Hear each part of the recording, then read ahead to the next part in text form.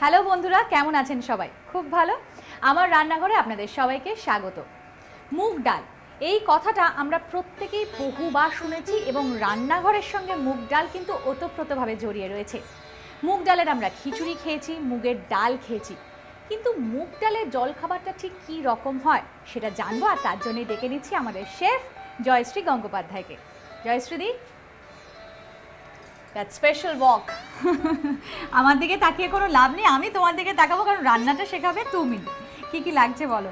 আমাদের লাগছে মুগ ডালের জল খাবার, অর্থাৎ মুগ ডাল তো লাগছেই, তুমি আগে বলে দিয়েছো।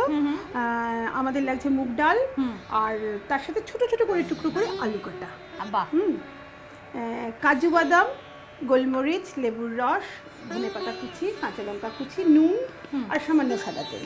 আচ্ছা, সাদা তেলেই রান্নাটা হবে? সাদা তেলেই রান্নাটা হবে। আমার একটা কড়াই চাই, হাতা চাই, তারপর আমি বলছি কিভাবে মুগ ডালের জলখাবারটা বানাবো আর কি। আচ্ছা, তুমি গ্যাসটা জ্বালিয়ে দাও একটু, আর সামান্য তেল দিয়ে দাও। বাস বাস বাস, সামান্য তেল। একটু গরম হলে আমরা এটা এর মধ্যে দিয়ে ভেজে নেব। আমার মনে হয় এই জন্যই প্রেসার কুকারে দিচ্ছ না, যাতে গলে না যায়। এটা একটু ঝরঝরে হবে, ঝরঝরে হবে, কারণ তো টেস্টটা ঝরঝরে খেতে বেশি ভালো আর লাগে। একটু নুন দেওয়া আছে কিন্তু এর মধ্যে, ঠিক একটু আছে, সিদ্ধের সময় আমরা দিয়ে দিচ্ছি। তো আমরা এই জলটা ঝরিয়ে এই আলুটা একটু ভাজা ভাজা করলাম। দেখো এটা জলটা টেনে এসেছে, টেনে এসে ভাজা ভাজা হয়ে গেছে। এবার একটু সামান্য নুন দেব, আর ওই গোলমরিচের গুঁড়োটা দিয়ে দেবো। আর নুন আমার একবার দেয়া আছে। হ্যাঁ, বলে তো সেদ্ধ করার সময় একটু নুন দিয়ে নিয়েছো। আমি কাঁচা লঙ্কাটা এর মধ্যে দিয়ে দেবো। তবে যে এটা যত ঝাল খায় সে তত কাঁচা লঙ্কা দেবে। হ্যাঁ, এটা হয়ে গেল আমাদের। দেখছো একদম ঝরঝরে ভাজা মতন হয়ে গেছে। এবার আমরা এটা গ্যাসটা বন্ধ করে দেবো।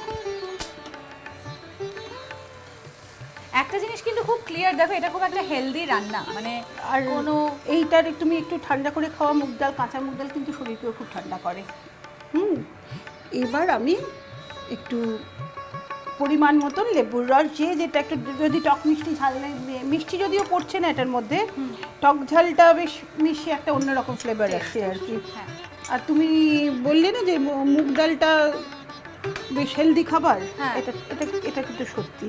এটা করে যদি একটু বাচ্চাদের দেয়া যায়, মুখরোচক খাবার হলো অথচ হেলদি, আর খুব তাড়াতাড়ি রান্না। সেটাই কিন্তু মানে এখনকার দুনিয়ায় সবচেয়ে বেশি প্রয়োজন। আমরা কেউই এত বেশি সময় মানে রোজ হয় না, ডেইলি লাইফের। আবার আমরা এটা কিন্তু তোমার মিল হিসেবেও চলতে পারে, কারণ দেখো আলু আছে, ডাল আছে, সবই আছে। ধরো চটজলদি, মানে তুমি চটজলদি কথাটা বললে, এত কর্মব্যস্ততার যুগে কেউ যেন লাঞ্চ করার সময় পাচ্ছে না, বাড়ি থেকে এটা বানিয়ে নিয়ে চলে গেল, হ্যাঁ হয়ে নিতে গেল। পারো। তুমি আমাকে একটা সার্ভিং বোল দাও।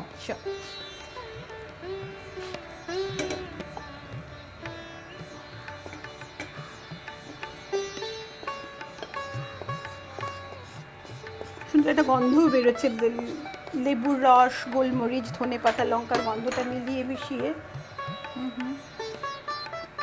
তাই না? খুব সুন্দর একটা গন্ধটা বেরোচ্ছে, দেখতেও খুব সুন্দর লাগছে।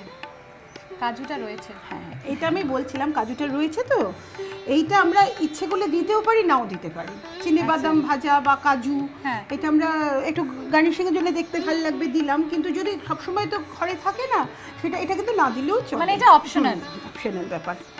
আমি এখন টেস্ট করবো, তো আমি কাজু খেতে খুবই ভালোবাসি, তাই তুমি যত ইচ্ছা দাও। কাজু খেতে তো সবারই ভালো লাগে, এর মধ্যে দিলে আরও ভালো লাগে। কিন্তু ওই যে বললাম, চিনি বাদাম বা কাজু থাকলে দেবেন, না থাকলে অসুবিধা নেই। আবার বলছো রেডি? রেডি। Thank you,